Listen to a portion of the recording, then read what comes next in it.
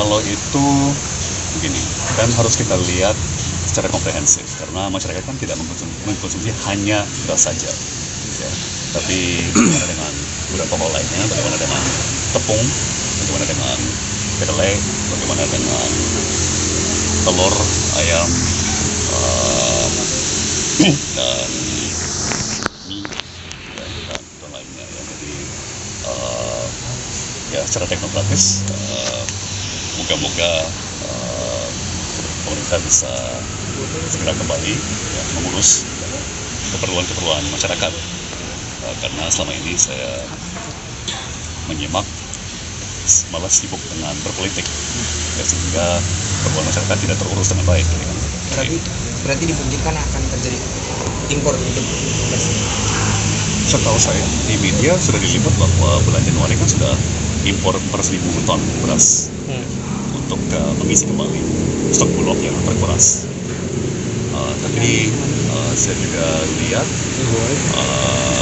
sebagian daripada beras impor itu kemungkinan besar sudah dikelontorkan juga ke pasar dan harga belum turun-turun. Ya, jadi sebenarnya itu satu manfaat juga kalau pemerintah bisa lebih transparan, ya, supaya semua kalangan bisa ikut membantu menyelesaikan masalah ini. Artinya itu menjadi indikasi bahwa beras impor ini tidak tersalurkan ke pasar dengan baik, Pak. Itu betul. Dan yang lainnya, sama yang lainnya, ya, siapa yang mau bertanya sama yang atau sama aja? Cukup? Kemarin menambahin kuota impor beras jadi 2,6 juta ton per tahun, gimana Pak?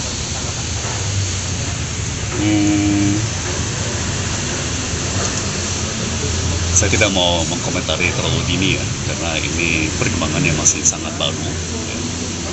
Mari kita lihat data-data mengenai misalnya proyeksi panen domestik, ya, mengenai pola konsumsi masyarakat, ya. Kemudian data-data apa lagi yang menjadi relevan menilai kebijakan seperti itu, ya. Bagaimana perbandingan harga lokal dibandingkan dengan harga beras di negara-negara tetangga, dan bagaimana harga beras lokal di Indonesia berbanding dengan harga standar internasional, ya. Kedua juga bagaimana kualitas beras di semua titik, ya. Jadi ini bukan hanya masalah stok, ya, kuantitas, dan bukan hanya masalah harga, tapi juga kualitas, ya kan? Misalnya kalau harga turun, ya, ketersediaan membaik tapi kualitasnya sangat jelek, ya kan, sama aja bohong. Jadi sekali lagi nanti harus kita lihat secara komprehensif, ya, berbagai data-data, ya, yang harus dipertimbangkan atau ikut dihitung, ya, dalam menilai kebijakan tadi penambahan kuota impor beras. Dan sekali lagi, apalagi menjelang Ramadan, kan, kita sebaiknya melihat secara komprehensif telur, ayam, ikan, cabai, dan lain-lainnya. Saya sih khawatir bahwa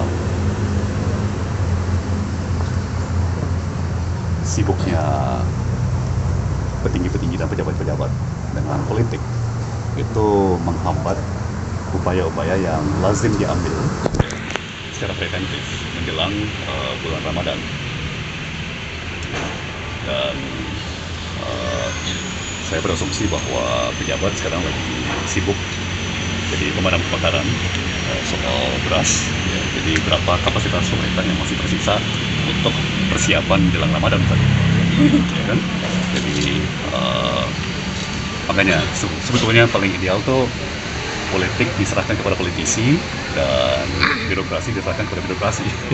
Jangan campur adukan, gitu, ya. Jadi kalau orang yang sama disuruh ngurus politik dan juga ngurus keperluan masyarakat, dua-duanya bakal nggak beres.